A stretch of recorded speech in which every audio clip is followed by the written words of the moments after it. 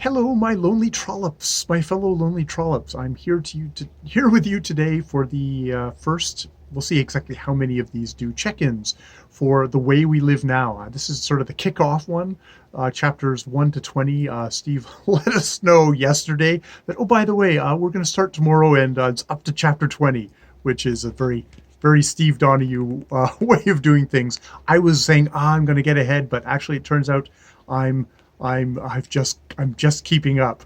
I have read the first 20 chapters, listened to on LibriVox the first 20 chapters. I've done a little bit of both.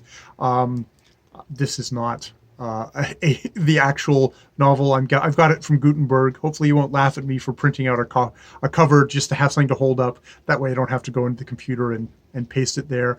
That and I really, a lot of Victorian novels, they don't have very good covers. I love Victorian novels, but a lot of the covers really suck. I kind of like this one. It's done by Robin Jacques, who is apparently a children's book illustrator primarily, and it's got probably Felix going, well, yes, of course I love you on the front, which I kind of enjoyed. So.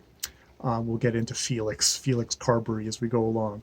So yes, The Way We Live Now, published as a book in 1875, started in 1873, which is because Trollope was inspired by sort of what he saw as the greed and corruption represented by the Panic of 1873, which was a series of sort of like financial scandals. One of those being primarily kind of investment in bogus railroads, which is going to come up in all this, where so it gets incorporated. So Trollope really is, again, if you've done any of other stuff, he's really some guy who is writing of his time, is being inspired directly by events, and it's very urgent. This wasn't a very successful novel, and I wonder if a part of that was sort of like writing a novel about how the economic stuff has gone to hell now in our present day. Probably wasn't gigantically popular, isn't going to be a crowd pleaser. It's like, oh great, we want to hear about the bad news that we're living through. I wonder if there was a bit of that there, that or Trollope was starting to get become an older institution and just wasn't kind of paid attention to. So yes, we're doing the first 20 chapters today. This is March 1st. Surprise from Steve. And I'm not going to go through a whole plot synopsis stuff like that, because if I do that, then it'll be a 30-minute video, which I do enjoy doing with my trollops. I'll just try and kind of give some opening thoughts. I mean, the first one being, wow, this is going to be a financial crisis of a lot of people who are basically trying to get wealthy without doing any work or creating anything. It's they're creating a railway, this company to kind of build a railway, but it's not really about building a railway. It's about getting other people to put their money in to this scheme, and it doesn't really matter what the scheme is. It's about getting other people to put money in, so we can get their money.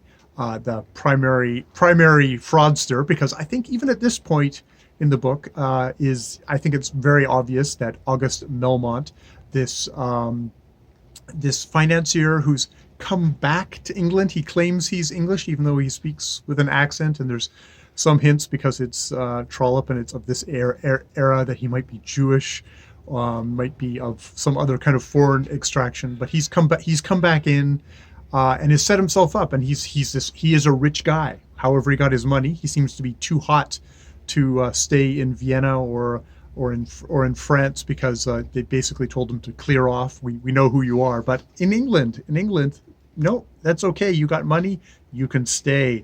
And indeed, he seems to gain access to kind of all the higher ups in society. And people know he's crooked, but there's a lot of kind of the upper crust here who are hard up for cash. So they're like, well, yeah, he you can tell if they didn't have the money, if the Carberries, if the Longstaffs, if it wasn't for the fact that they didn't have money, they wouldn't be particularly interested in this guy. They wouldn't want to try and marry his daughter and get access to his supposed riches. But because of that, they've allowed someone like this to come in. So it's like it seemed quite apparent what kind of type of fellow Melmont is, August Melmont is. But it's interesting that there's a lot of people around him.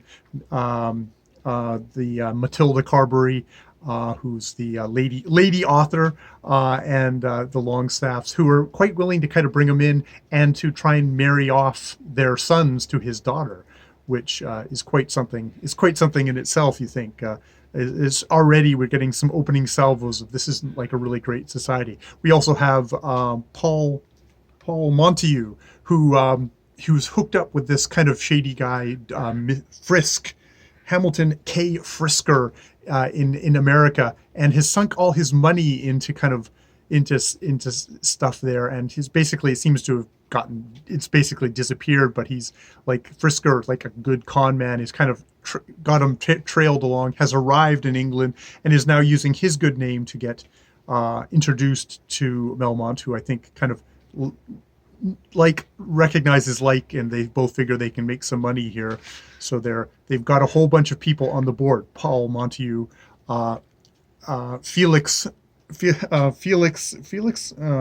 sure I get my names right. Felix Carberry, still hammering down all my names. Felix Carberry, who is the son of Matilda Carberry. Now the Carberries, the father has died a while ago and seems to have not been a really great sort himself. She kind of left him for a while and ended up coming back to him, but it was kind of put forward as, it was out of his goodness of his heart that he let her back. And he's died, and and now his son has kind of run through all of the money that was left and is kind of bleeding the mother and the daughter Henrietta dry, and it's one of these. Felix is such the classic Trollope young male character in that he's super entitled. It's like he just kind of burns through all the money. He only thinks of himself. It really is the type that I just I just want to whack all the time. I do sometimes have to think, it's like, well, I was young once. I actually did come into some money, and I did burn through the money. I don't think I was as sociopathic as Felix is. At least I hope not. And that's one of the things I think I would come to with Trollope is these early chapters. I've already developed kind of very strong feelings about Felix, but I always have to remember with Trollope kind of reels you in, gives you a certain viewpoint of a character, shows them in a certain situation, but that can all turn around. I think of another novel, Phineas Finn, that was written in this time. Phineas Finn or Phineas Redux. It comes in between. Yes, it's The Way We Live Now is published at least in between Phineas Redux and the Prime Minister in the Palliser series. And Phineas Redux actually for me represents the kind of redemption of Phineas Finn. But there's also many other characters in these novels where I get very kind of invested in seeing a character a certain way, but Trollope has a tendency to want to, if a great novelist wants to evolve a character over time. So sometimes it feels like trickery to me. It's like, no, I hated him. Don't you, Trollope, make me like him. But he can do that. So I'm trying to keep my mind open with that.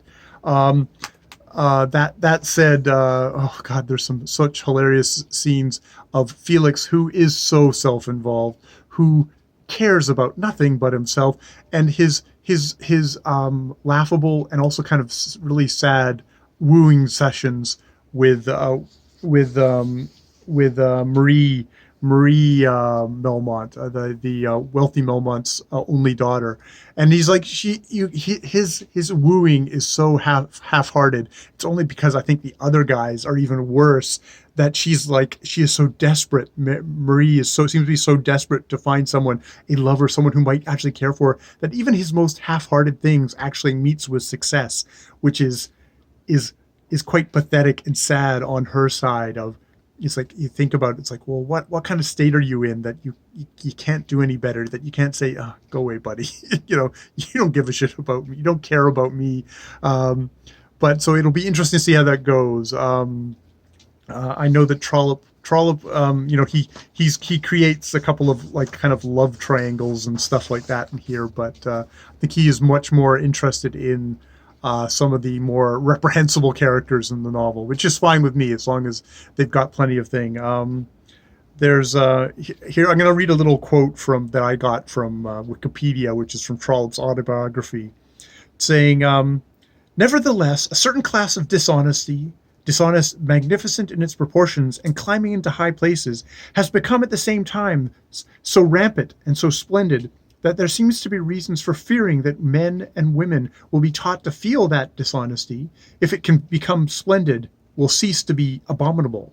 And which really reminds me of the thing of in Wall Street, the movie. You have Gordon Gekko going, "Greed, a better, for lack of a better word, is good." It's like there's that same sense of this feels like kind of an 80s time of like, yeah, greed is good. We're going to let someone like Melmont come into our society, and we're going to be okay with it, even though we know he's a scumbag. And like, well, let's see how that goes. We're obviously going to be ripe for a correction. Oh, a correction.